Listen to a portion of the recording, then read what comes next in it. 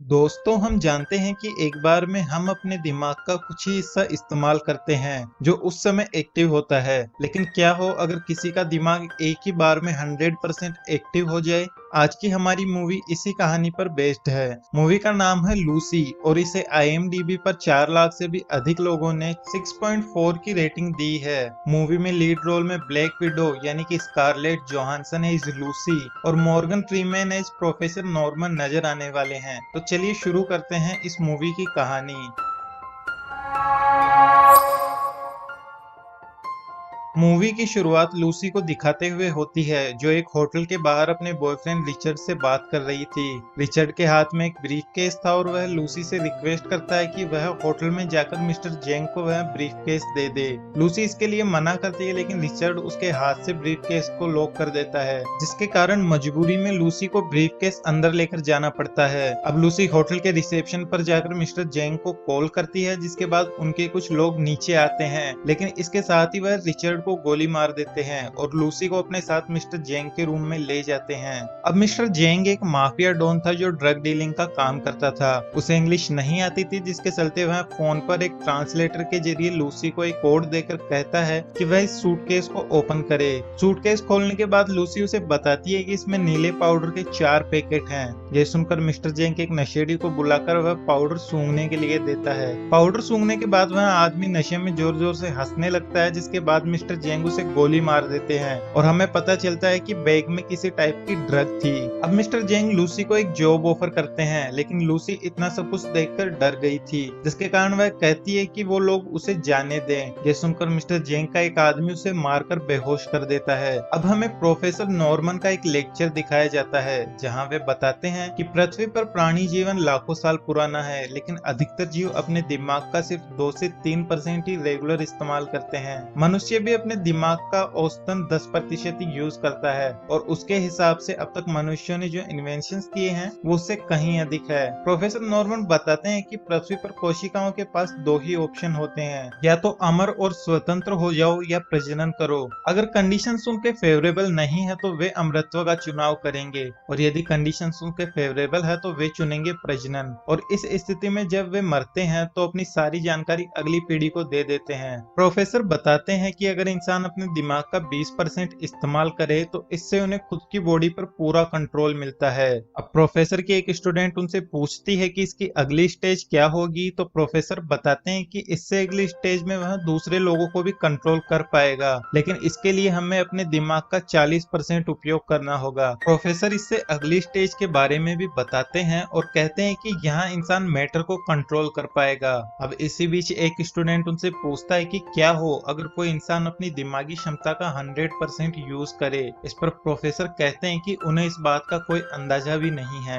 अब हम लूसी को देखते हैं जिसकी आंखें एक रूम में खुलती हैं और वह देखती है कि किसी ने उसके पेट की सर्जरी की है। तभी मिस्टर जेंग का एक आदमी आता है और उसे बताता है कि उसे बाहर बुलाया गया है। अब लूसी मिस्टर जेंग के पास जाती है और उनसे पूछती है कि उन्होंने उसके साथ ऐसा क्यों किया। तो मिस्टर जेंग का एक आदमी उसे बताता है कि उसके पेट में ड्रग्स का एक छोटा सा पैकेट है जो वो लोग विदेश में भेजने वाले हैं। लूसी के अलावा 3 और भी लोग थे जिनके ऐसे ही सर्जरी की गई थी और उनको भी अदर कंट्रीज में भेजा जाना था। ये वही ड्रग्स के 4 पैकेट थे जो लूसी के ब्रीफकेस से मूवी की स्टार्टिंग में निकले थे। अब उन चारों को वहां से मास्क पहनाकर बाहर ले जाया जाता है और जब लूसी का मास्क निकाला जाता है तो वह खुद को कुछ लोकल गुंडों के बीच पाती है जो उसे लॉक करके रखते हैं। अब उन्हीं में से एक बंदा लूसी को मोलेस्ट करने लगता है और लूसी उसे धक्का मारती है, जिसके कारण वह गुस्से में आकर लूसी को मारने लगता है और उसके बाद उसके साथी उसे बाहर ले जाते हैं। लेकिन लूसी को अब तक अपने पेट पर काफी चोट लग चुकी थी और वह ड्रग्स का पैकेट भी उसके पेट में ही फट जाता है। लूसी अब उसके ब्लड में ड्रग्स मिलने की वजह से काफी ज्यादा तड़पने लगती है और ये सीन ऐसे था जैसे कोई पैरानॉर्मल एक्टिविटी वहाँ घट रही हो, और फिर वह अचानक ही शांत होकर कुर्सी पर बैठ जाती है जैसे कुछ हुआ ही नहीं। अब थोड़ी देर बाद एक बंदा उसके रूम में आता है और वह उसे ऐसे मार देती है जैसे वह कोई ट्रेंड असैसिन हो और वह उसकी गन लेकर बाहर निकल जाती है। बाहर लोकल गैंग के बाकी लोग भी बैठे हुए थे और लूसी इन सभी को शूट करके वहां से सारे हथियार लेकर हॉस्पिटल के लिए निकल जाती है ताकि वह इस पैकेट को अपने शरीर से निकलवा सके। लूसी जब हॉस्पिटल में पहुंचती है तो वहाँ सब कुछ चाइनीज में लिखा था, लेकिन आश्चर्यजनक रूप से लूसी इन सबको पढ़ पा रही थी जबकि उसे चाइनीज नहीं आती थी। लूसी अब सीधे ऑपरेशन थिएटर में जाती है जहाँ पहले से ही किसी का ऑपरेशन चल रहा था। वहां जाकर लूसी उस पेशेंट के एक्सरेज को एनालाइज करती है और फिर उसे गोली मार देती है और डॉक्टर को अपना ऑपरेशन करने के लिए कहती है। अब डॉक्टर लूसी को एनेस्थीसिया देने के लिए कहता है, लेकिन लूसी उसके लिए मना कर देती है और ऑपरेशन के दौरान ही अपनी माँ से फोन पर बात करने लगती है। वह अपनी माँ को बताती है कि उसे अपने बचपन की हर चीज याद है, तब की जब वह सिर्फ कुछ महीनों की थी।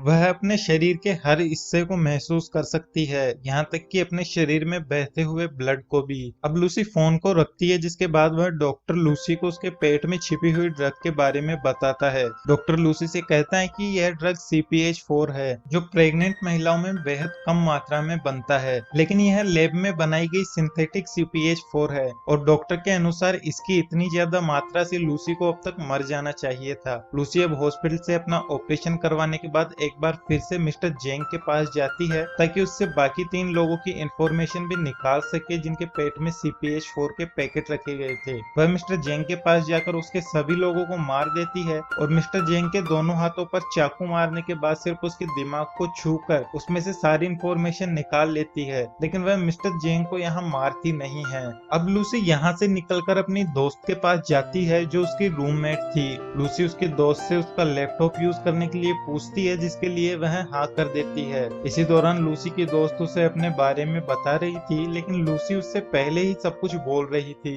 यानी लूसी को पहले से ही पता था कि उसकी दोस्त क्या बोलने वाली है। अब लूसी अपने लैपटॉप पर कुछ सर्च करने लगती है और सीन प्रोफेसर नॉर्मन को ट्रांसफर हो जाता है जो एक होटल में अपने रूम में जाते हैं। प्रोफेसर नॉर्मन के पास एक कॉल आता है और यह लूसी ने ही किया था। लूसी प्रोफेसर नॉर्मन को बताती है कि उसने इंसानी दिमाग के बारे में 20 साल की पूरी रिसर्च पढ़ी है। लूसी नॉर्मन से कहती है कि उन्होंने अब तक 6734 पेज लिखे हैं और उसे वह सारे याद है। प्रोफेसर नॉर्मन को सुनकर यह विश्वास नहीं होता और वह इसे कोई प्रैंक बताते हैं, लेकिन तभी लूसी सामने रखी टीवी पर भी प्रोफेसर को नजर आने लगती है। लूसी प्रोफेसर को बताती है कि उनकी दिमागी क्षमता के बारे में थ्योरी सही है, लेकिन वह बहुत बेसिक है। लूसी वह अपने बारे में बताती है और कहती है कि मेरे सेल्स असामान्य रूप से रिप्रोड्यूस कर रहे हैं। अब प्रोफेसर नॉर्मन को कुछ समझ नहीं आता और लूसी उन्हें बताती है कि उसने बहुत अधिक मात्रा में सिंथेटिक CPH4 ऑब्जर्व कर लिया है जो उसे अपनी दिमागी क्षमता का 100% यूज करने देगा।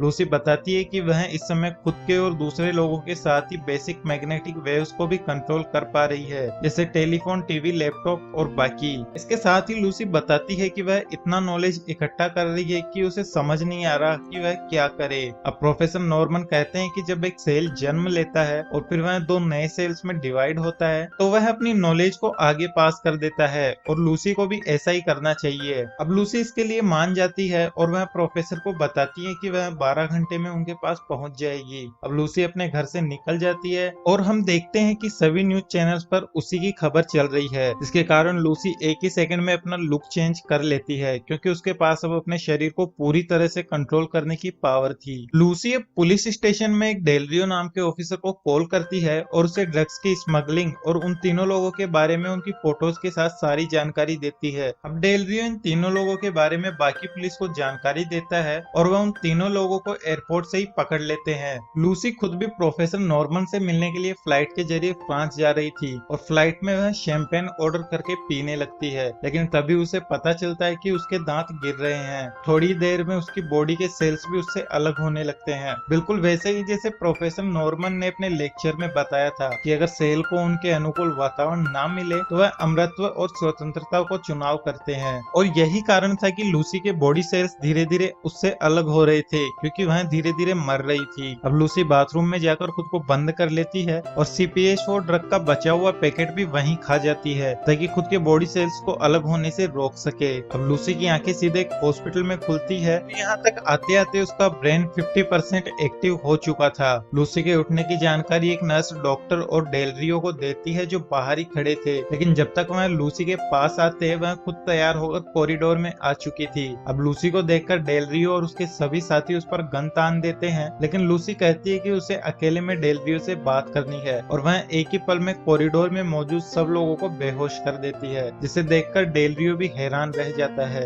लूसी का दिमाग अब काफी ज्यादा एक्टिव हो चुका था, जिसके कारण वह मैटर को भी कंट्रोल कर पा रही थी और वह डेल रियो की गन की सारी बुलेट्स को बिना हाथ लगाए निकाल देती है। लूसी डेल रियो से उन ड्रग पैकेट्स के बारे में पूछती है और डेल रियो बताता है कि वह यहीं पेरिस में सुरक्षित हैं, लेकिन लूसी कहती है कि वह मेरे पास ज्यादा सुरक्षित रहेंगे और वह डेल रियो को अपने साथ लेकर वहां से निकल जाती है। अब हमें उन तीनों लोगों को दिखाया जाता है जिनके पेट में ड्रग्स छिपाई गई थी और पुलिस इन्हें लेकर एक हॉस्पिटल में आती है ताकि इनका ऑपरेशन करके इनके पेट से वो ड्रग्स निकाली जा सके, लेकिन तभी हम देखते हैं कि वहाँ मिस्टर जेंग के आदमी भी पहुंच चुके हैं। अब हमें लूसी को दिखाया जाता है जो इलेक्ट्रॉनिक वेव्स को कंट्रोल कर सकती थी, जिसके कारण वह मिस्टर जेंग के आदमियों की फोन कॉल को कार के रेडियो पर सुनती है, जहां उसे पता चलता है कि मिस्टर जेंग के आदमियों ने उन सभी पर नजर रखी हुई है और मिस्टर जेंग अपने आदमियों से लूसी को पकड़ने और ड्रग्स को ढूंढकर वापस लाने के लिए कहते हैं। यह सुनकर लूसी खुद पुलिस की कार ड्राइव करने लगती है और यहाँ हमें काफी अच्छा रेसिंग सीन मूवी में दिखाया जाता है। अब हम फिर से हॉस्पिटल को देखते हैं जहाँ मिस्टर जेंग के आदमी जाकर सभी पुलिस वालों को मार देते हैं और उन लोगों के पेट से ड्रग्स के पैकेट निकाल लेते हैं।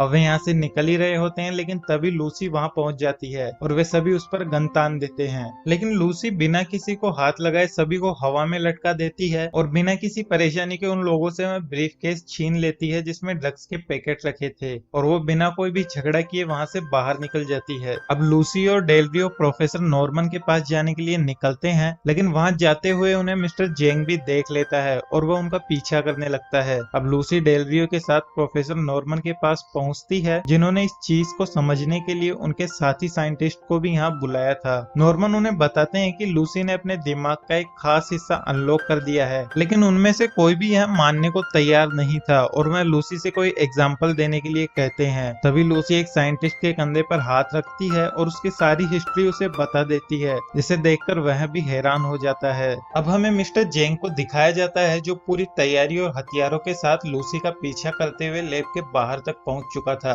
और लूसी को भी इस बात का पता चल जाता है, जिसके बाद वह डेल रियो को कहती है कि जब तक वह इस प्रक्रिया में है उसे उन लोगों को रोक के रखना है। अब लैब के साइंटिस्ट लूसी से पूछते हैं कि उसने सारी इंफॉर्मेशन एक्सेस कैसे कर ली, जिसके बाद लूसी बताती है कि हर सेल प्रति सेकंड हजारों तरह की इंफॉर्मेशन की अदला बदली करता है। ये सभी सेल मिलकर ग्रुप्स और सेल ग्रुप्स मिलकर कम्युनिकेशन का एक ग्रैंड वेब बनाते हैं जो उन्हें मैटर बनाता है और आकार देता है। लूसी कहती है कि इंसान चीजों को यूनिट के रूप में देखता है, वह उन्हें अंकों के रूप में मापता है, लेकिन असल में अंक होते ही नहीं है। यह समय है जो चीजों के एक्सिस्टेंस को डिफाइन करता है, उसके बिना किसी का अस्तित्व नहीं है। तभी वहाँ मिस्टर जेंग के गुंडे आकर बिल्डिंग में गोलियां चलाने लगते हैं, जिसके कारण सभी साइंटिस्ट तेजी से अपना काम करते हैं और CPH-4 का एक पूरा पैकेट लूसी की बॉडी में इंजेक्ट करते हैं। दूसरी तरफ डेल रियो अपने आदमियों के साथ मिस्टर जेंग के आदमियों को रोकने की कोशिश में लगा हुआ था। प्रोफेसर नॉर्मन लूसी से पूछते हैं कि वह क्या करने वाली है और क्या मानव जाति इस नॉलेज के लिए तैयार है, तो लूसी बताती है कि वह एक कंप्यूटर बनाएगी जिसके जरिए वह ये इंफॉर्मेशन उन लोगों तक पहुंचाएगी। अब जैसे ही लूसी पूरी CPH-4 को अपनी बॉडी में अब्जॉर्व कर लेती है, उसके ब्रेन का 70% अनलॉक हो जाता है और वह एक एडवांस जनरेशन कंप्यूटर बनाना शुरू कर देती है, जिसके लिए वह आसपास की सभी चीजों को उसमें ऑब्जर्व करने लगती है। अब जैसे ही लूसी का ब्रेन 80% तक एक्टिव होता है तो वह उन साइंटिस्ट के साथ एक तरह की न्यूरल स्पेस में पहुंच जाती है। अब लूसी का ब्रेन 90% तक एक्टिव हो जाता है, लेकिन तभी हम देखते हैं कि मिस्टर जेंग का एक बंदा उस जगह पर रॉकेट लॉन्चर फायर कर देता है, जिसके ब्लास्ट में डेल रियो और उसके सभी साथी घायल हो जाते हैं और लूसी एक पुश के साथ सीधे ही एफिल टावर के पास पहुंच जाती है।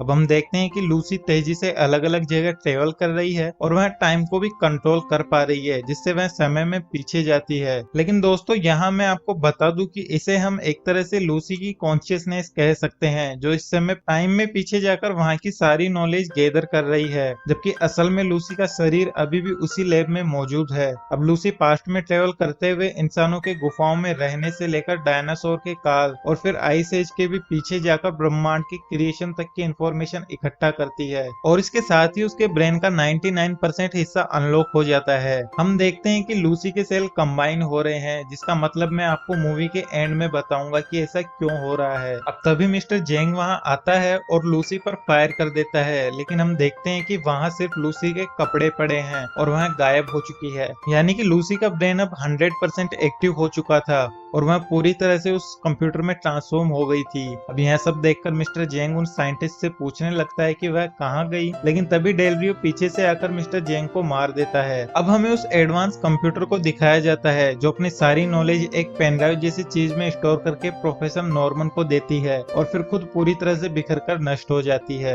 यह सब देखकर डेल रियो पूछता है कि लूसी कहाँ गई, लेकिन तभी उसके फोन में मैसेज आता है जिसमें लिखा था आई एम एवरीवेयर, और मूवी यहीं पर समाप्त हो जाती है। दोस्तों अब मैं आपको बताता हूँ कि मूवी के एंड में लूसी के उस सेल कंबाइनिंग वाले सीन का क्या मतलब था। तो आपको प्रोफेसर नॉर्मन का वह लेक्चर तो याद ही होगा जिसमें उन्होंने कहा था कि सेल्स अमरत्व और स्वतंत्रता का चुनाव करते हैं जब कंडीशंस उनके फेवरेबल नहीं होती। लूसी के शरीर के साथ भी कुछ ऐसा ही था, क्योंकि उसने CPH4 की इतनी ज्यादा क्वांटिटी कंज्यूम कर ली थी कि उसका शरीर जीवित नहीं रह सकता था। इसका एक नमूना हमने मूवी के फ्लाइट वाले सीन में भी देखा था, जहां उसकी बॉडी से उसके सेल्स अलग होने लगते हैं। यही कारण था कि लूसी खुद के सेल्स को कंबाइन कर रही थी ताकि वह अमर होकर स्वतंत्रता के साथ जी सके। इसके साथ ही उसने टाइम पर भी अपना कंट्रोल पा लिया था, जिसका मतलब था कि वह एक तरीके से सब जगह थी लेकिन वह कहीं भी नहीं थी। जिसका एक उदाहरण हमने मूवी के लास्ट सीन में भी देखा जब डेल रियो के फोन पर मैसेज आता है आई एम एवरीवेयर। मूवी में हमें जगह जगह कुछ % वाले नंबर भी दिखाए जाते हैं जो इस बात को रिप्रेजेंट करते हैं कि लूसी का ब्रेन उस टाइम पर कितना एक्टिव था। मूवी में हमें यह गिनती 1 से स्टार्ट होकर 100 तक पहुंचती हुई नजर आती है। दोस्तों उम्मीद करता हूं कि आपको मूवी की ये एक्सप्लेनेशन वीडियो पसंद आई होगी, और यदि हाँ तो इस वीडियो को लाइक कर दीजिए और चैनल को सब्सक्राइब करके बेल आइकन को भी जरूर दबा दें ताकि आप मेरे आने वाली वीडियोस को जल्दी से जल्दी देख सके। और यदि आप चाहते हैं कि मैं किसी स्पेसिफिक मूवी का एक्सप्लेनेशन करूं तो आप मुझे कमेंट में उसका नाम बता सकते हैं।